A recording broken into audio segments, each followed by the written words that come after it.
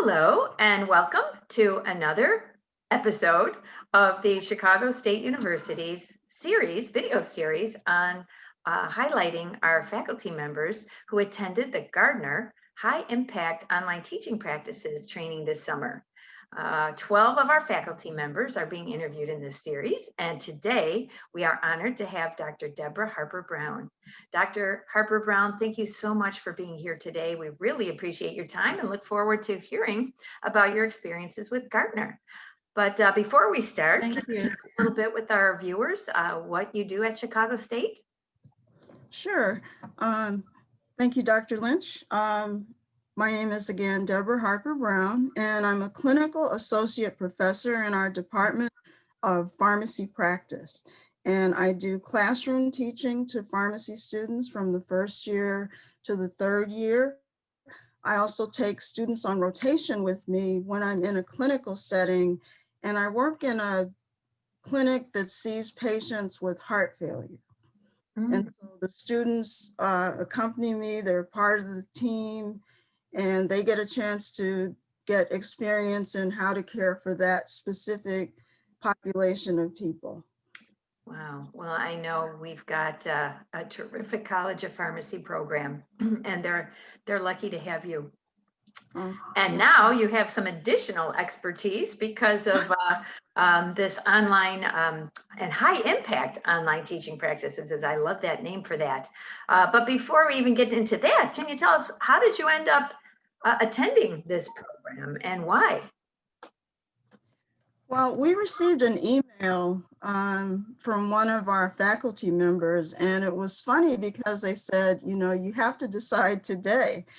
And so I looked at it, and even though it looked like a lot of work, I thought, well, here we are faced with online teaching. I don't have a lot of experience with it. I have never heard of the Gardner Institute, but it sounds, like a good organization. So I'm going to take advantage of it. It's one of those things where it just kind of came across my view, and I decided to do it. I decided to go for it. Yes, because prior to the pandemic, were you was your college teaching any courses in an online format? Not as much. I mean, sometimes we would have students to submit assignments, but as far as holding class sessions and things like that, no, I had not. I don't know if my colleagues had. Yeah. Yeah, so like many people who hadn't been typically teaching online, you had to turn on a dime, and certainly last spring when we had a week or two to turn on a dime, but at least over the summer, an opportunity to catch your breath and take advantage of this great training. And again, we were lucky. We had over 30 faculty members participate, and the excitement and enthusiasm of the group when they completed that training was catchy and led to this video series. So in thinking about that experience, can you identify, what were some of the big takeaways before we get to some of the specifics that you may want to share with us today? What were some of your big takeaways from that training?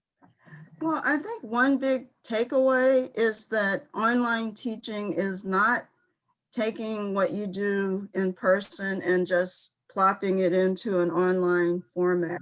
It's a different way of engaging students. So there's a different thought process in how you put things together. And it's a lot more demanding, I think, than, let's say, even in the classroom setting. Because in the classroom setting, I can see people. When I'm trying to, get a discussion going, I'll say, what do you guys think about this?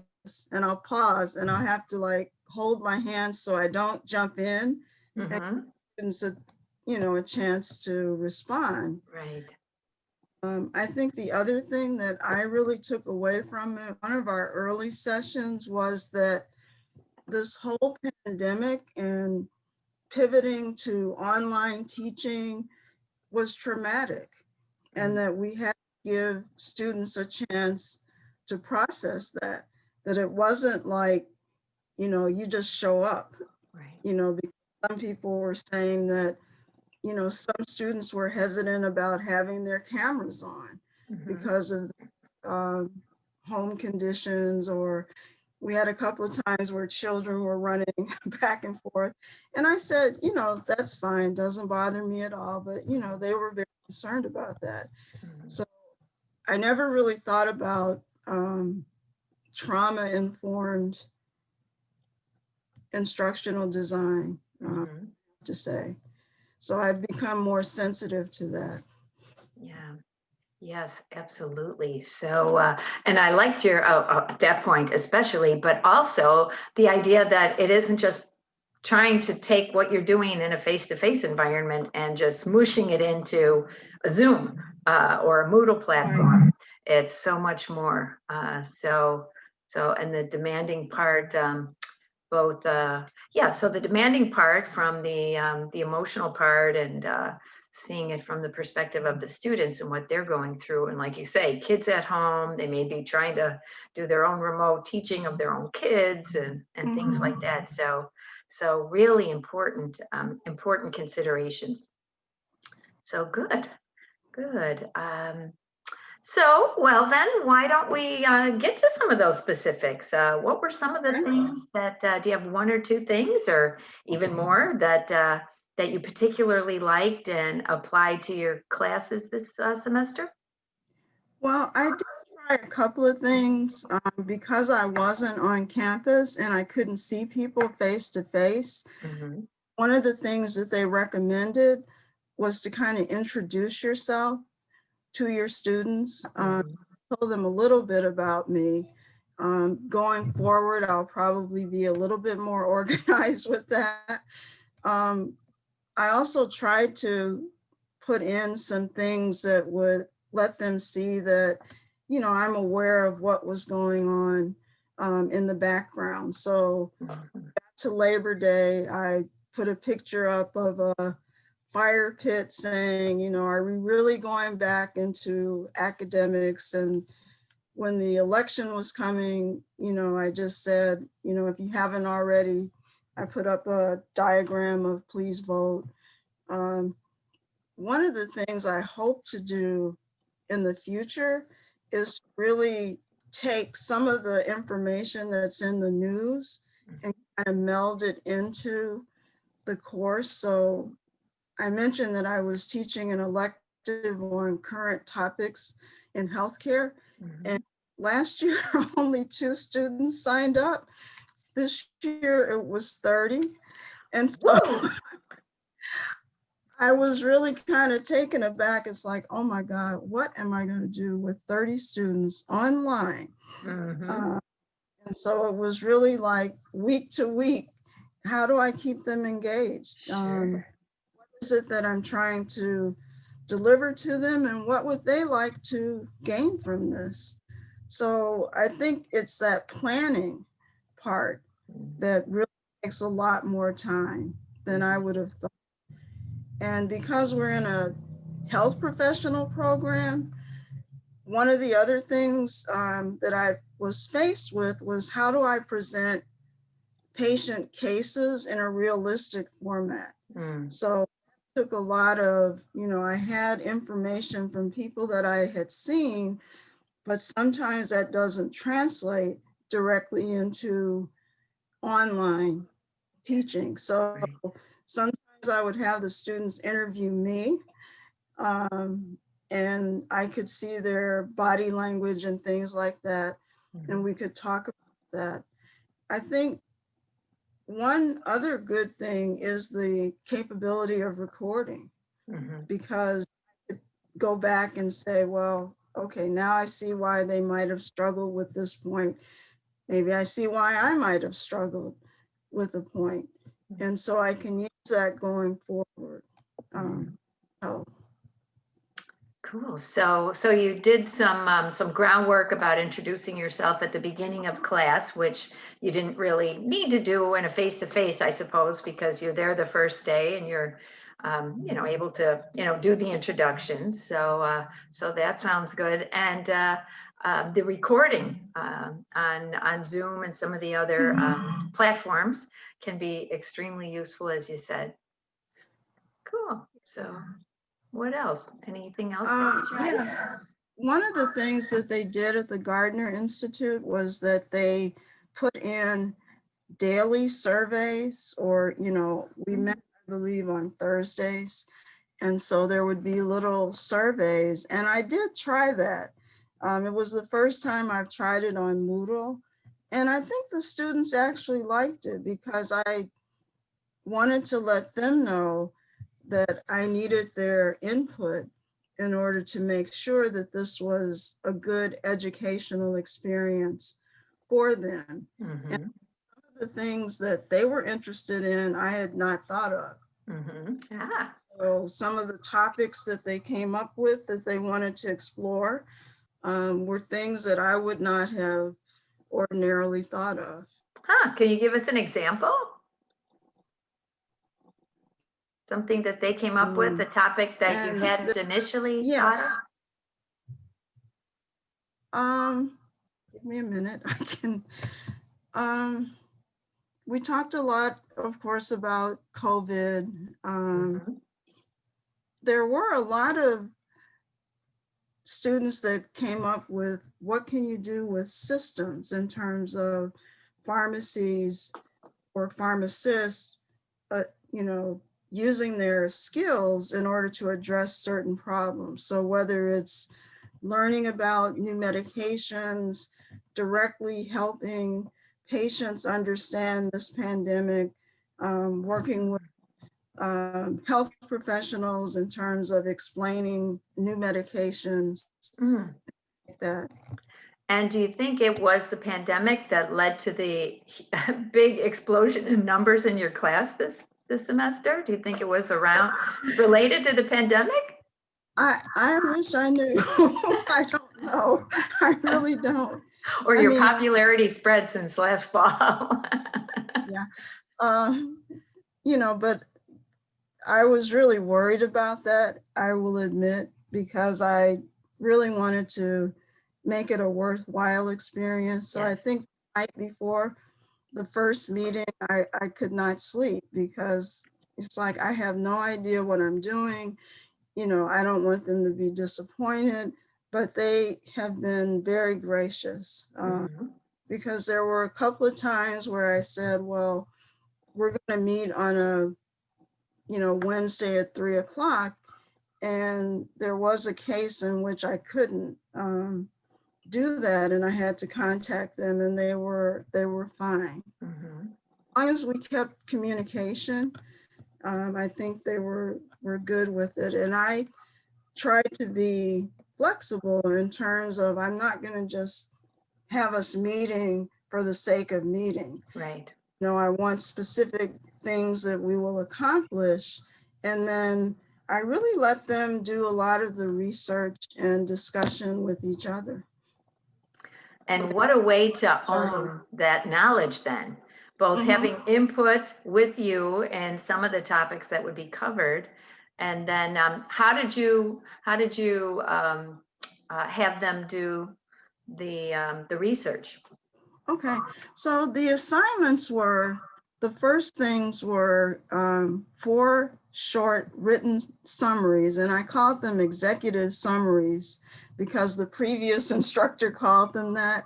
But really what I asked them to do is to look at a topic from the perspective of a patient, a healthcare professional, the media, and then one other person. So those were spread throughout the semester.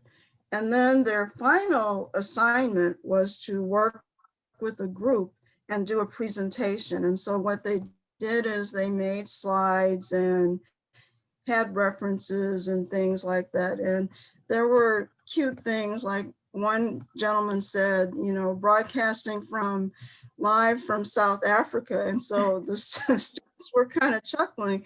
And I said, are you really in South Africa? He said, yeah, I really am. So, hey, that's something we don't. One of the advantages of remote learning, right? You can be anywhere. True. So he was able to be at home and still be engaged. And was that something different than previously, having the students work in groups on their own research topics? Um, I believe it was. I, again, the writing, and I tried to make that as straightforward and, not burdensome as possible. So that was the individual component, but the group component, usually students work on more scientific type things. So, what are the kinetics of a medication, or how is this used to treat a specific disease? But I wanted them to look at, or to have the opportunity to put something together for a different audience. So Hmm. some of them did patients, like I remember one group did, how would you explain asthma to a group of parents? Hmm. So lots of different ideas. Yeah, yeah. And many of the ideas that you tried came directly from the Gardner Institute, high impact practices. Some of them did. Hmm. I really did try to put in, I think from the Gardner Institute, I did try to put in the introduction, Hmm. keeping up with current events, Hmm. so the surveys. I didn't get a chance to spend as much time looking at their resources on group dynamics and things like that. That's something I wish I had had more time to do. Hmm. They had so much information, it was almost overwhelming. Yeah. They gave us a certain period of time that we could look at it, but it was kind of right in the middle of the busiest time of our semester. And so I didn't look at it as in detail as I might now, or in. Hmm.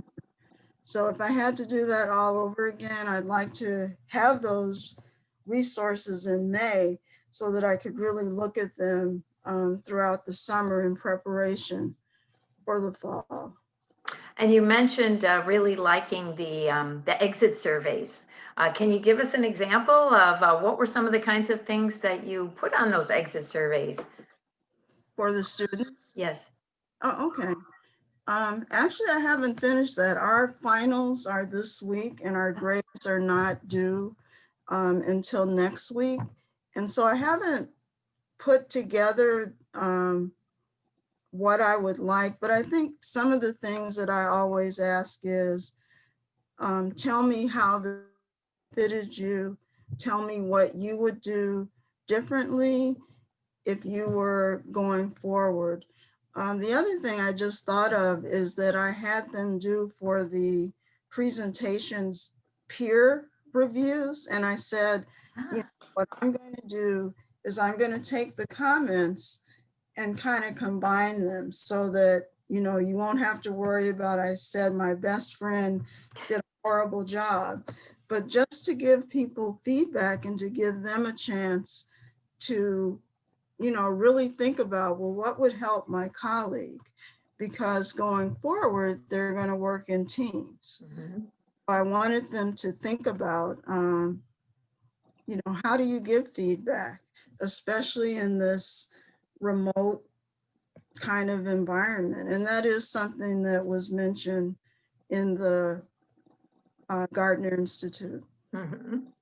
And so, as you look back over the semester, do you notice that how do you assess whether the students like these strategies and approaches? Do you have a sense of how they felt about the things that you did that may have been a little different this semester? Well, I think that, at least from what they tell me, I think the fact that they were able to do things on their own time, and Hmm. wasn't that I really wanted them to be invested in it and to learn things that they were interested in. Hmm. I think I've talked a lot about my elective class, but in terms of my required rotations, Hmm. what I found is that the online platform, for some reason, maybe because the cameras at that point were off, students were more willing to discuss different aspects of patient care. So Mm, I found that kind of interesting, which means that going forward, when I go back into the clinical setting, I think I'll use a blend. So we can talk about patients in the clinic, but I really like the idea of saying, okay, we've just seen the patients, have lunch, and now let's meet on Zoom mhm, and we can discuss things because there are not as many distractions, phones ringing, things like that. mhm. So I think they were more tuned in and asked some really good questions. And I had a better sense of what kinds of things I could help them with as an instructor. Mhm, mhm. And as you again reflect back on the semester, uh, how do you feel that the practices that you implemented um, translated into student? You mentioned student engagement, and it sounds like you had a lot more student engagement with the groups. And I really like that assignment where you're looking at the issue from 3 or 4 different perspectives. That sounds really cool. Um, but did you see how did you find that they helped students in understanding your content? Did you feel that the students were getting the content that you wanted them to get, even with these practices that may have been new for you and for them?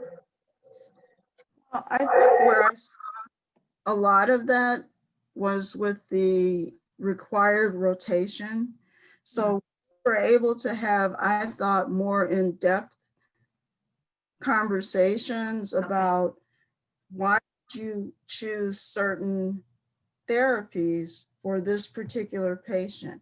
Because a lot of times it's not black and white, it's not one or the other. It's like if you can justify why you think something, that's as valuable as the quote unquote right answer. Mm-hmm. As the elective goes, um, I wish I had had more time. I think it took us a while to get to know each other and to trust each other.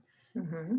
And I think if I had had maybe 2 or 3 more weeks, or possibly they had had another group assignment. So, the group assignment, some feedback for them, and then a second one, that might have been helpful for them as well. Sure. Sure. So I Well, was I was fine with, how they did. And I still have to go back and look at everything, in a context with all of the different groups. yeah. Yeah. Well, and that's really, the first semester, trying some things out that you've selected as things that might enhance the engagement, which is what you were looking for, that connection um, and the engagement. So what are some of the things that you might continue doing? You just mentioned one where in the future you might do, the presentation, the break, and then the debriefing. Are there Mhm. other things that you would continue to do, or something that you didn't get a chance to try this semester that you might try next semester? Well, I definitely think getting feedback or input from them at the beginning of the semester. Why did you sign up for this course? And that was done anonymously. So I didn't have to, I didn't want them to feel, self-conscious about saying, well, I really don't like this part. Mhm. So the way I structured the survey was you just turn it in, and I didn't know who said what. But it was interesting because I was able to see different patterns Mm, in terms of what people were interested in. mhm. So I think that that's really important. And I think I will definitely do that before the class starts. Have another one probably at midpoint. How's it going? Should we change direction, or what would you recommend? And then, of course, at the end, what would you say to me in preparation for the next group? Nice, nice. Yeah, that sounds, yeah, really, really incorporating their input, beginning, middle, and end. So that sounds great. So what advice would you have for other faculty members that may want to, dip their toe in the water of high impact practices or get a little bit more knowledgeable about it? Any advice about how to start, what to do? I would say probably you can look at people who have been doing it for several years, and that's good, but don't compare yourself to that, because these are people who have invested, a lot of time, and some of them had access to people that I might not have had access to. So I had never worked with an instructional design person, Mhm. especially with online things. So you can be,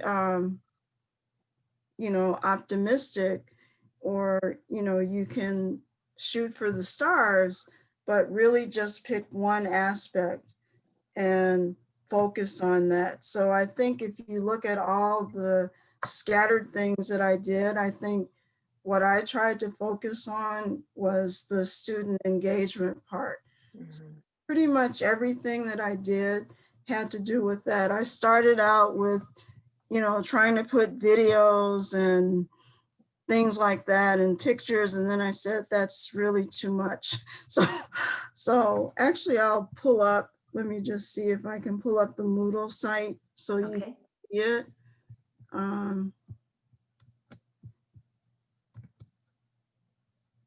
can you see that? Yes. Uh-huh. Okay. So you'll notice this was the first day, and like I said, I was really nervous that day. So just giving them the Zoom meeting. And then you'll see, I said, I want to hear from you. Please answer anonymous pre-class survey. Hmm. They did. And so I had the course syllabus and schedule, and then some websites for them so that they, if they were having difficulty identifying current topics, that here are some places that you can look. Mhm. And then here's my attempt at one graphic. Is it really? So I tried. It's nice. The, It's the nice. Gardner, the Gardner Institute people were much better at this, I guarantee you. And so, just some things, what is an executive summary Mhm. stuff. Um, and then I tried to put in some videos or diagrams. So this video with, it looks like a Zoom classroom. I Mhm. use the emblem that I said, this is when we'll meet together. And so Ah. see that you know that this is something that we're going to be doing together. Further down, I had some things where I identified some things, how to write for patients and the public. So just some things so that they could look at very short videos, Mhm. websites, things like that. And then there was one pharmacist who actually had practiced as a pharmacist and then kind of went into more medical writing, and then some podcasts. So I tried to just put in a variety of different things that I thought most students and myself would not have really thought about. So Sure. one thing is writing an op-ed. I've never really thought about that. And the reason it's come up now is there's so much misinformation out Right. that I think is really important for health professionals to, put out information that people can look at and Yes. digest and then make their decisions, as Mhm. opposed to, the rumor mill on Facebook. Right. Right. So I think That looks those are, great. A killer op-ed piece. All right. so those are, oh, and I put in the World Series. So You did great with those graphics. Those are very attractive. yeah, and then here's the instructions for group presentation. There were some things that didn't work quite as well as I thought because, I was trying to embed, here's where you turn in your assignment, and I get these emails. Well, I tried to turn it in, but it didn't take it. And it's like, oh my God, I forgot to turn off, the cutoff date. Ah, So ah, cutoff date. So that was another thing that I wasn't as familiar with. And you'll see in addition with their executive summaries, I also asked them to write some reflections. What did you think about this? What did you learn? So I had a series of questions for each of those assignments. So now I think the thing that I need to do is I almost need to do the same thing for myself, to go back and reflect, what was this like? mhm. Being panicked at the beginning Yes, with 30 people. yes. But I think, again, I think it will work. I think it will work well. I'm hoping to take some of what I learned with this class into some of the required lecturing that I do. So I teach students about how to recommend self-care products for GI, things like nausea, vomiting, things like that. Mhm. Just how would I write these scenarios and get them to kind of, if the world were perfect, I would, video my parents and my husband and let them, say the script, and now you've met, Mr. Brown. So what can you do for him? Things like that. But that takes a lot of work. And I've seen people do that, but it really takes a lot more work than here's the script and here's it video. But I do think it helps with engagement. Yeah, yeah. So, yeah, beautiful. Yeah, your graphics, you really built, incorporate. I like the idea of the Zoom as the icon. When you see that, we're meeting. So, Right, right. So it says entire class meets today. And, I'll have to ask them if they felt that it happened. Or mhm. I did put down participation points just to make sure. But I really didn't have a problem with that. They were very attentive to deadlines and helping their colleagues out. I was quite pleased with that. Great. I hope it was a good experience for them. Yeah. Yeah, sounds like they got a lot out of it, and you did too, as you shared, some ideas that you have for reflecting back and then applying some of these ideas in the future. So that looks beautiful. I can't Thank you. thank you enough. Anything else before we wrap it up here? Any other points with this class here? Anything else that you wanted to I share? would say, again, don't be afraid to try it. It doesn't have to be perfect. Mm-hmm. Take one small aspect of something that you think will fit with this, even if it's just a survey. Ideally, I would have liked some of those surveys that you can do in real time. And the Gardner Institute did mention those, but I couldn't figure out how to get that to work. So that would be like, here we're talking about this topic. Here's what the class thinks. Now let's have a discussion. Well, Mm-hmm. that didn't work so well, Yeah. but something to look at for the future. So again, for my colleagues, pick one thing that you think you'd like to try and try it. And there are other people I've found out on campus that may have more experience, and we're hoping to meet with each other, whether by Zoom or eventually in person, to say, well, what kinds of things can each of us contribute, or what have we learned going forward? Well, thank you. And your participation, even in this video series, can advance that as people that are interested can learn how does this look and how do you start and what's the advice. Your advice sounds really perfect, and it kind of relates to where you started with, that notion that you don't just plop down the class face to face into the online, and it will take some time, but yeah, starting small and incorporating and going from there. Thank you so much for being part of this series. Really appreciate your time. Thank you so much for being here today. Thank you for asking me. It was my pleasure.